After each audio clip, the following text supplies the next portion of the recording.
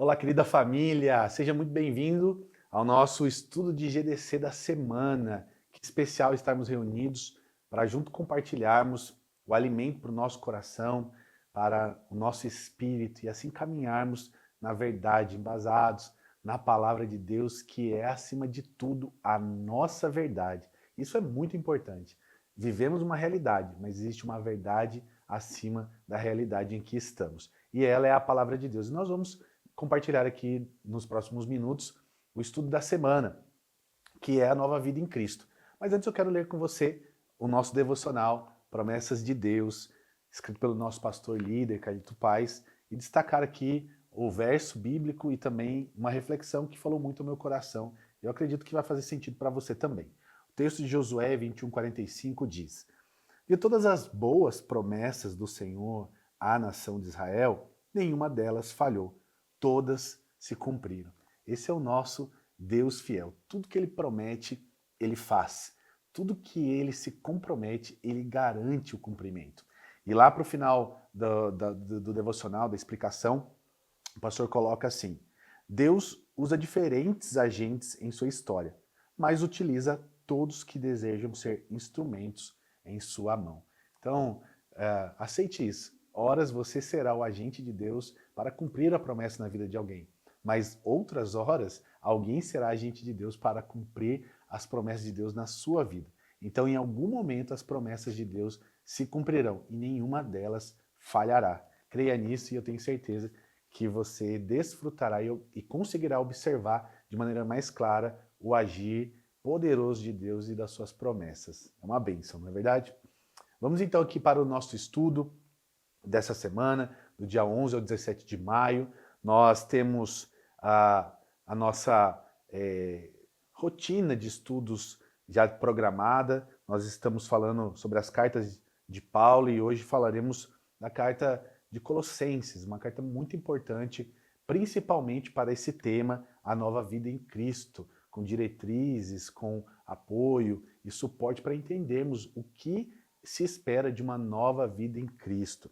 O texto de Colossenses 2, 8, 12 vai dizer o seguinte: Tenham cuidado para que ninguém os escravize a filosofias vãs e enganosas, que se fundamentam nas tradições humanas e nos princípios elementares desse mundo, e não em Cristo, pois em Cristo habita comportalmente toda a plenitude da divindade. E por estarem nele, que é a cabeça de todo poder e autoridade, vocês receberam a plenitude. Nele também vocês foram circuncidados, não com uma circuncisão feita por mãos humanas, mas a circuncisão feita por Cristo, que é o despojar do corpo da carne. Isso aconteceu quando vocês foram sepultados com ele no batismo e com ele foram ressuscitados mediante a fé no poder de Deus que o ressuscitou dentre os mortos. Que texto poderoso e importante para nossa vida e para a nossa fé em Cristo. Não somos circuncidados do formato histórico como os judeus, os hebreus eram. Nós somos circuncidados em nosso coração, o que é uma parte muito importante do novo nascimento.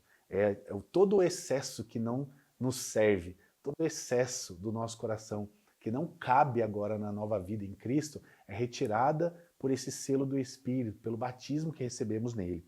E durante a última semana, nos estudos, nós falamos sobre a supremacia de Cristo, onde todas as coisas foram criadas com Ele, por Ele, para Ele. Então nós falamos que em Cristo habita toda a plenitude da divindade.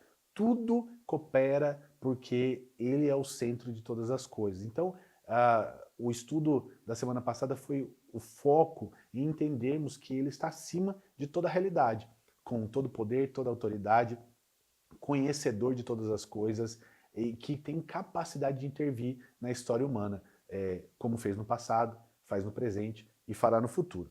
E nessa semana, nessa carta de Colossos, nós vamos, a cidade que estava em Colossos, nós vamos falar um pouquinho sobre a nova vida, o novo nascimento, o que ele representa.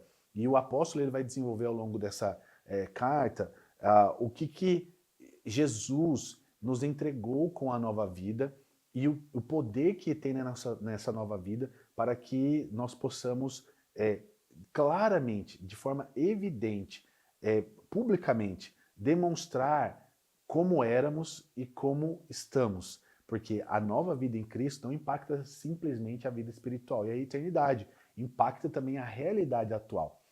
Quando falamos em nova vida, é interessante pensar e lembrar como é o processo de uma nova vida que nasce de forma biológica, um bebê. Tudo tem um início. Começa ali dependente, vai criando autonomia, vai aprendendo novas habilidades, vai desenvolvendo o corpo motor, biológico, vai crescendo, vai criando responsabilidade, vai assumindo maturidades e se desenvolve plenamente. A vida em Cristo, ela também parte disso. Então, todos nós estamos vivendo uma vida nova em Cristo Jesus e glória a Deus por isso. Agora nos cabe entender em que estação dessa nova vida estamos. Ainda estamos como bebês? Ainda estamos como crianças dependentes?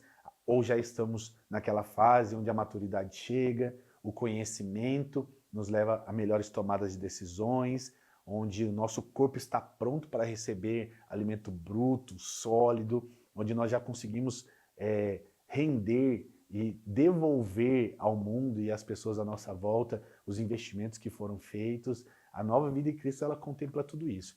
Mas nós não precisamos fazer nada sozinho. O próprio Jesus nos dá a nova vida e nos ajuda a viver essa nova vida, e glória a Deus por isso.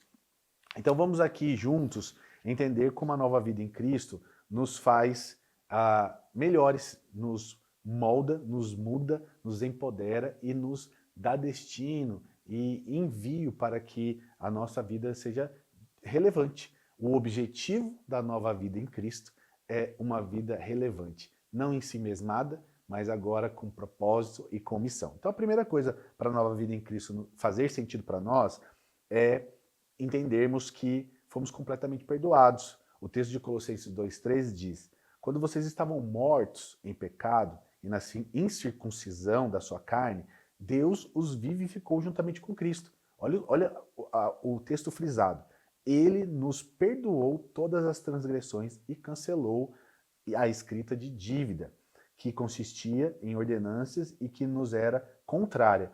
Ele a removeu, pregando-a na cruz, e tendo despojado os poderes e autoridades, fez deles um espetáculo público, triunfando sobre eles na cruz. Glória a Deus, a gente pode celebrar muito por isso. Nesse versículo nós lemos que o Espírito Santo guiou, né, o apóstolo Paulo a escrever de uma forma exponencial e traduzir em poucas palavras a grande dimensão do que aconteceu na morte e ressurreição de Cristo, declarando que a morte foi vencida por Jesus e que agora esse mesmo benefício de viver eternamente está sendo nos dado e agora não há como mais a morte nos derrotar. Em Cristo Jesus somos vitoriosos e triunfantes até o fim. Então o mal está vencido, a morte está vencida. Nós não temos mais nenhum débito que nos coloque à mercê da morte, à mercê do pecado. Agora em Jesus Cristo nós temos vida e vida eterna. A pergunta é: você já aceitou o perdão de Deus por meio de Jesus Cristo em sua vida? Já reconheceu que precisa ser perdoado? Reconheceu que tem pecados que sozinho você não vai conseguir resolver no seu coração, na sua vida? E o que muda no nosso dia a dia, sabendo que não somos mais dominados pelo pecado? Como agora é a sua rotina? Aquilo que você pensa, aquilo que você sente, aquilo que você faz? Como a nova vida em Cristo, o perdão completo em Cristo, a vitória sobre a morte e sobre o mal de Cristo impacta a sua vida uma vez que agora você é 100% de Cristo.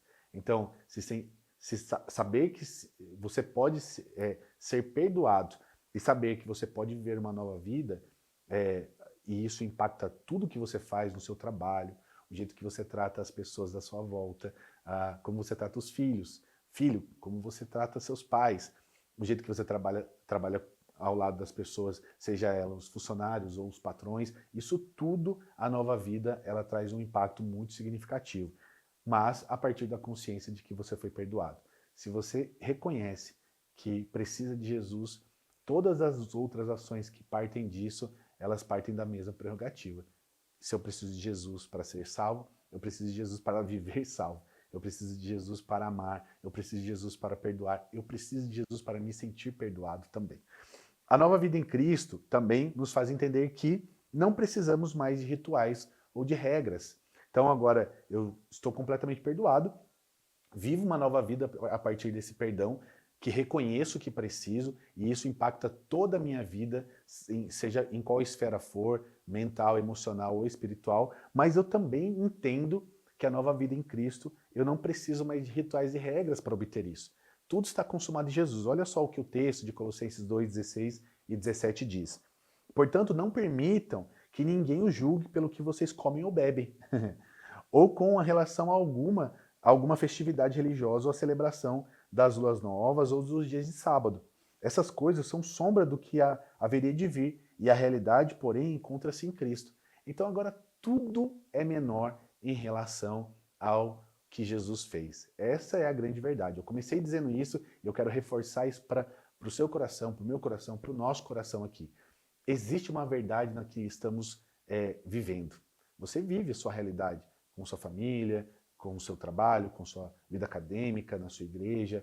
Onde você está é uma realidade, mas existe uma verdade absoluta sobre essa realidade. E nem sempre a realidade traduz o que de fato é a realidade. Então quando nós temos esse entendimento, a clareza na forma como nós vivemos se torna maior e você para de viver no limite, sempre por regras, sempre por perspectivas, sempre querendo saber o que pode e o que não pode. Quando você nasce de novo em Jesus Cristo, há uma transferência da consciência de Cristo para a sua consciência. Então você passa a entender a sua vida de uma maneira mais leve, mais tranquila, sem peso do rito, sem peso de religiosidade, sem peso de ter que ficar sempre na dependência do limite. Posso, não posso? Então, quero repetir aqui para que você não esqueça. Em Jesus, nós vivemos a realidade, mas pela verdade. Você pode viver a realidade onde você estiver, mas você vive agora pela verdade em Jesus Cristo. Então, Ele dita para você o que você deve ou não fazer. Ele te mostra e te revela no seu coração a maneira como você deve agir e atuar em qualquer circunstância. Então, em Jesus, esse é o grande diferencial da nossa vida.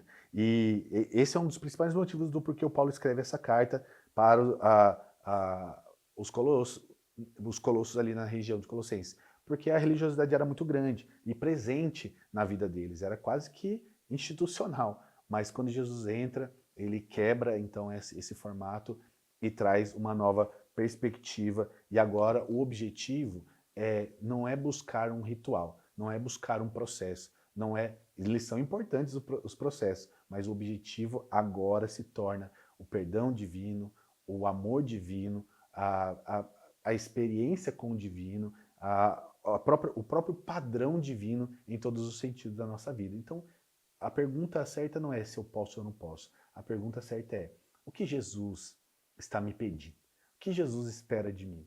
O que Jesus tem me falado? As pessoas me perguntam às vezes assim: como que você define a sua vida? Eu defino a minha vida assim: o que eu orei e o que eu não orei. Tudo na minha vida é resultado de uma dessas duas coisas. Se eu não orei, eu tenho um problema. Se eu orei, então eu tenho um propósito. Então, quando você vive sem ritual ou sem regra, vive agora pela nova vida, um verdadeiro relacionamento com Cristo, tudo é fruto daquilo que parte do padrão dos céus, o padrão divino. Aqui algumas perguntas e reflexões para que a gente possa fazer. Quais são os exemplos de atitudes que poderiam ser considerados como tendo aparência de sabedoria e que na verdade são atos de religiosidade? Então, o que você faz que parece ser prudente, parece ser bom, parece ser sábio, mas na verdade é uma prática religiosa, engessada, enrijecida, dura, intransigente, que, ao seu ver, é tão fácil fazer porque é uma cartilha de checklist, mas no ambiente se torna uma coisa muito pesada porque as pessoas não estão habituadas. E a outra pergunta é como podemos ser instrumentos de Deus para sermos resposta em amor a essas situações. Então, como eu posso permitir ser resposta de Deus para que a regra e a religiosidade, o ritual, essa coisa pesada, ela seja substituída pela leveza, pelo amor e pela paz, né? Como eu posso, em outras palavras, não colocar um ponto final onde Deus está contando a história ainda, Ele está construindo a história na vida de uma pessoa e na minha própria vida, né? Toda vez que você colocar Deus numa caixa, Ele vai fazer questão de mudar tudo e transformar toda a realidade só para te provar que ele é impossível se enquadrar num padrão, né? Deus, ele tem o seu próprio padrão, mas não é o nosso e nossa mente nunca alcançaria. Então, como que você pode fazer para ser resposta? Essa é uma pergunta para se refletir. E terceiro e último, a nova vida em Cristo, ela não precisa de promoção espiritual. O pastor Fabiano fala uma frase que eu gosto muito, e está no texto, aí no estudo bíblico, no estudo que você pode ter acesso. A verdadeira espiritualidade não é vista, mas percebida.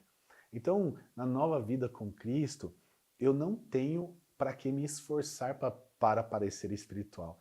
Naturalmente eu vivo de maneira espiritual. O texto de Colossenses 2,18 diz: não permito que ninguém que tenha prazer numa fala humilde e na adoração dos anjos os impeça de alcançar o prêmio. Tal pessoa conta detalhadamente suas visões e a sua mente carnal a torna orgulhosa. Então, quando nós entendemos o privilégio que é a nossa nova vida em Cristo, nós não forçamos para vivê-la, nós vivemos-a naturalmente.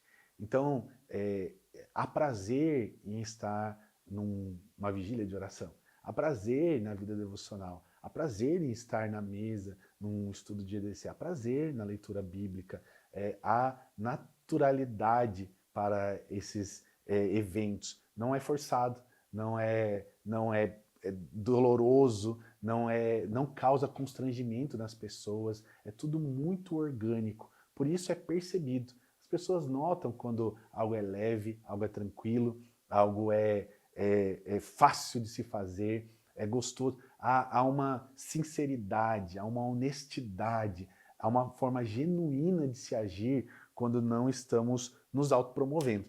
E, ao contrário, também é muito verdade, não é? Quando uma pessoa está se autopromovendo perto da gente, temos até aquela reticência, né? Puxa, que vergonha alheia está sendo isso aqui. Porém, contudo, no entanto, nós somos agentes de transformação onde estamos. Então, a verdadeira espiritualidade, ela também é compartilhada. Então, as pessoas que não vivem nela podem receber dela.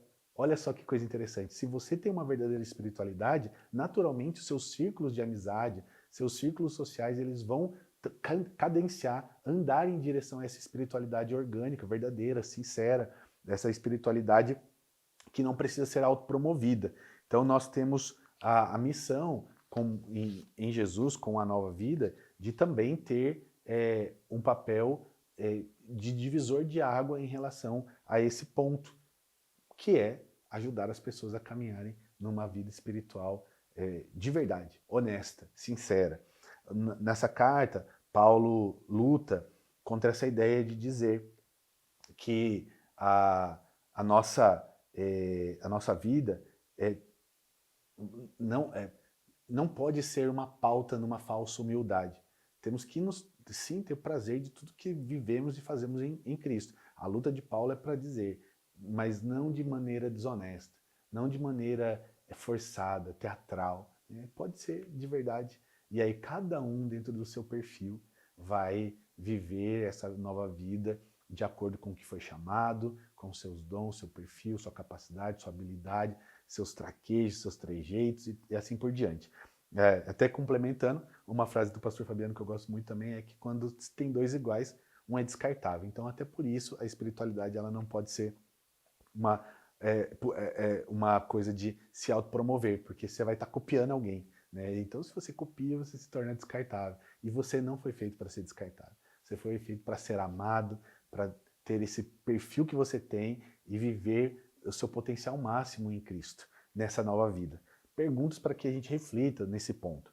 Como podemos identificar se o que estamos fazendo é para a aprovação das pessoas ou de Deus? E aí, como é isso?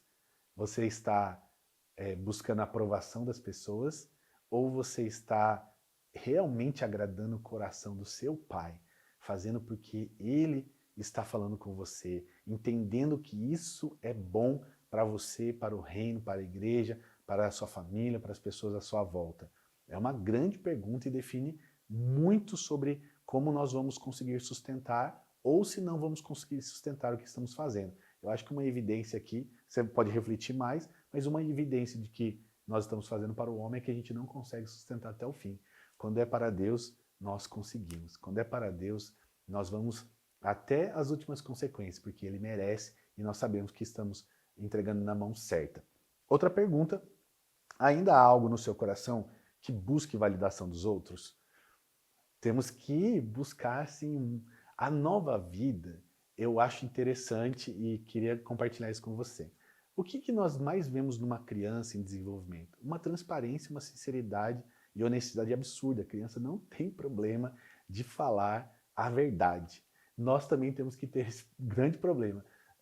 Falar a verdade, né? A gente precisa ser honesto conosco, com cada um, precisa ser honesto consigo mesmo. Nós precisamos ser honestos com todos e conosco também. Então, preciso ser sincero aqui. O que meu coração ainda busca a validação dos homens? Qual é a minha motivação de estar fazendo? E para concluir, quero reforçar que a nova vida em Cristo é um privilégio que recebemos ao aceitar Jesus Cristo. É aceitando Jesus Cristo como Salvador. Salvador do quê? Dos nossos pecados que nós não podemos resolver.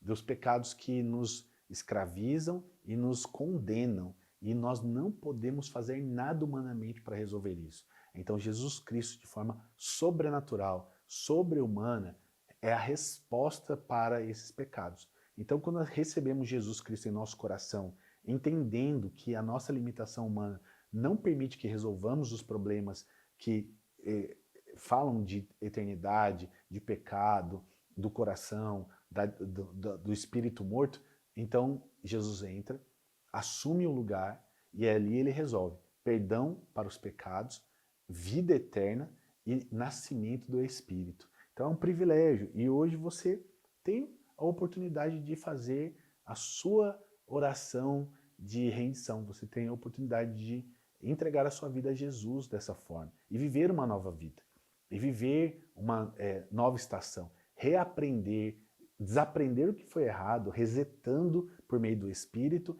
e reaprender o padrão divino, aquilo que Jesus estabeleceu, conforme nós vimos nesse ponto. Então, para a nossa aplicação aqui, eu queria reforçar que faltam poucos dias para o Dia do Amigo, nos nossos GDCs, então defina nos papéis aí, entre o grupo, o que cada pessoa fará.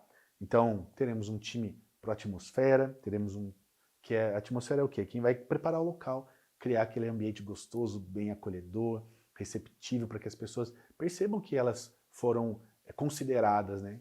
Você pensou nelas, você não fez um convite aleatório, ela é importante e especial. O time do Carim, que é aquele time que vai preparar uma gentileza, né? Um memorial, um agrado, que vai fazer com que a pessoa perceba que, mais do que pensado nela, também foi feito para ela, né? E essa individualidade que revela a importância que ela tem. O time da matemática, que vai arrecadar os valores, os alimentos dos participantes, né? A mão amiga ali, para fazer todo esse evento acontecer. Vai precisar de muitas mãos, não se faz nada grande sozinho, então a gente vai precisar de todos envolvidos. E o time dos criativos, que é quem vai produzir as formas como nós vamos alcançar essas pessoas, os amigos, e fazer um convite impossível de se recusar. Então o time dos criativos aí vai ter que pedir bastante unção a Deus, né, orar e criar uma forma de convidar os amigos para esse dia tão especial, a ponto do convite ser tão bom que eles não consigam recusar. E eu acredito no seu potencial e acredito na capacidade de todo mundo aí para fazer acontecer. Então, para a indicação, nós vamos sempre estar lendo o livro Espiritualidade que Transforma, do Chip Ingram. É uma leitura que vai colaborar muito se você quiser se aprofundar nesse assunto. E agora eu queria, então, fazer efetivamente a pergunta para você. Como está seu coração? diante de tudo que foi falado, talvez a sua pergunta seja, não, eu entendi, mas eu não sei como vai ser daqui para frente. Talvez essa seja a sua dúvida. Eu quero te dizer que daqui para frente, quando Jesus assume, você não tem mais com o que se preocupar. Daqui para frente, quando ele assume, ele está responsável por garantir a sua vida.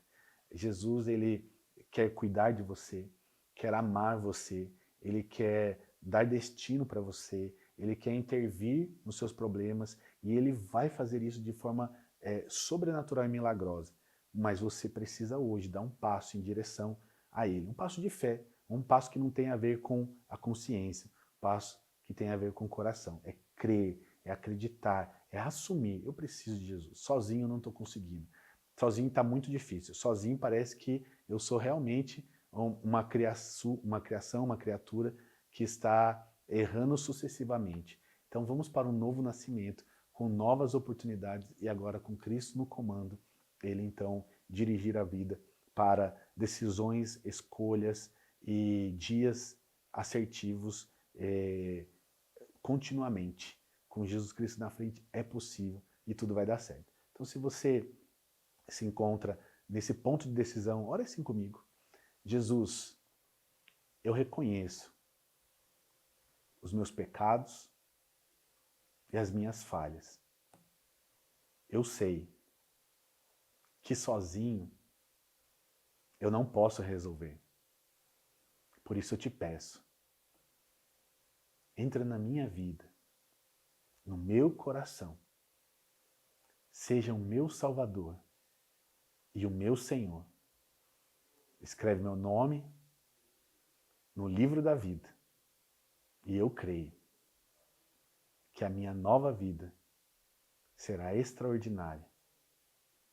Assim eu oro em nome de Jesus. Amém. Deus abençoe muito a sua semana, Deus abençoe muito a sua decisão, e Deus nos abençoe nesse tempo de Pentecostes, para que, de fato, todo o sacrifício de Jesus Cristo resulte num grande derramamento de poder, transformação, cura e domínio completo do Espírito sobre nós.